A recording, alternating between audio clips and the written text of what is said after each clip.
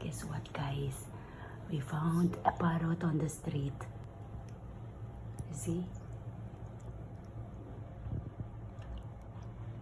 And I guess the parrot is so thirsty. See, we got two now. So this is our parrot at home, and this is what we found this morning. O, diba? They are two now. A couple. See? Good morning. Welcome home. See?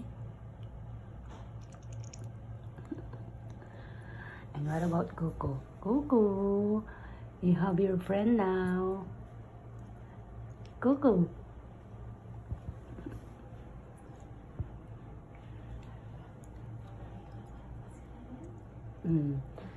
They are the same.